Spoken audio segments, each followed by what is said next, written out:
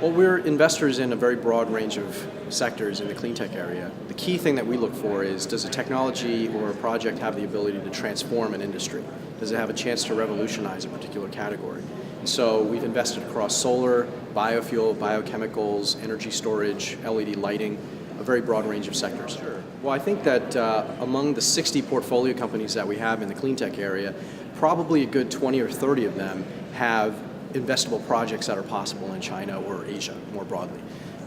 Some of the ones that have been more prominent in this area include Cleantech, which is a company that is able to convert waste gas into valuable fuels and chemicals. So essentially they're able to take the smoke or the carbon monoxide that comes out of a steel mill and use a biochemical process to convert it into ethanol and other valuable chemicals.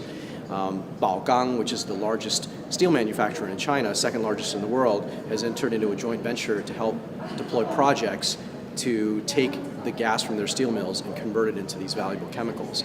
Another company that has interesting project potential in China is called Ecomotors, which is a company developing a next generation internal combustion engine. Their engines are able to achieve the same type of performance at half the weight, half the size, 20 to 30% lower cost with a much better fuel economy.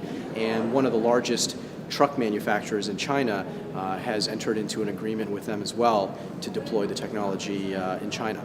So a number of different technologies that certainly have opportunities in China. We have other companies in the LED space, in the solar space, in the biochemical space and beyond that are all actively looking at potential projects in China.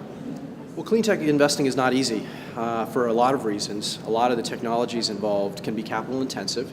And so one of the things that we really try to help our portfolio companies in is trying to create a very capital flexible type of model.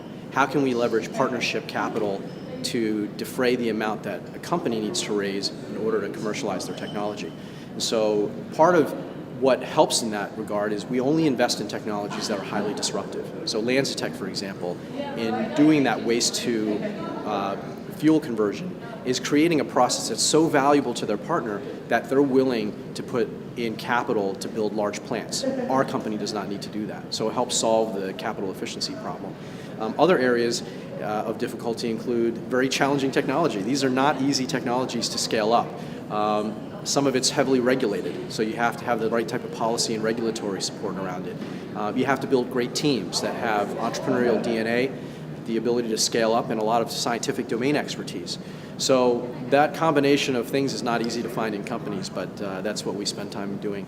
Well, I think the next 2 years, the next 5 years and 10 years, there's a lot of growth opportunity. I think we're still in the very early stages of the development of a new industry. A lot of the investment that's gone into the science over the last 5 to 10 years will translate into great market opportunities over the next 2 years, 5 years, and 10 years. Some of the sectors that we think are really exciting include energy storage. So energy storage is the holy grail for a lot of sectors, whether it's electrification of vehicles, the ability to have a truly smart grid in terms of grid scale storage. Energy storage is an area that'll grow significantly. Solar costs are coming down dramatically, and it'll continue to drive increased demand. So we think that interesting technologies that disrupt the solar space are important. We continue to look at the biochemical area. We have over 10 portfolio companies that are all doing various types of biochemical approaches to convert waste feedstocks into valuable fuels and chemicals. So that will continue to be an important area. LED lighting and energy efficiency more in general is going to continue to proliferate. As the cost of LEDs come down, it's going to be a no-brainer to replace incandescent light bulbs and compact fluorescents with LED lighting technology. So we have several portfolio companies, including Sora, which is looking at disrupting that market. So across many of these markets, we think there's significant growth potential, and that's why we're excited to invest in the area. Well, this has been a fantastic event. I think it's the largest clean tech conference in Asia, and it brings together a lot of folks on the entrepreneurial side, the investment side, as well as the partnership side, corporate partnership side. And it's an important event for us to attend and get involved with so that we can build the right relationships to help our portfolio companies transfer their technology to Asia and beyond. So it's an exciting event. Well, I think that some of the areas that would be interesting to see is more investor to entrepreneur type of relations. So being able to really showcase examples of companies that have been able to get through the entrepreneurial process and commercialize, having more examples of that and potentially investor feedback could be interesting.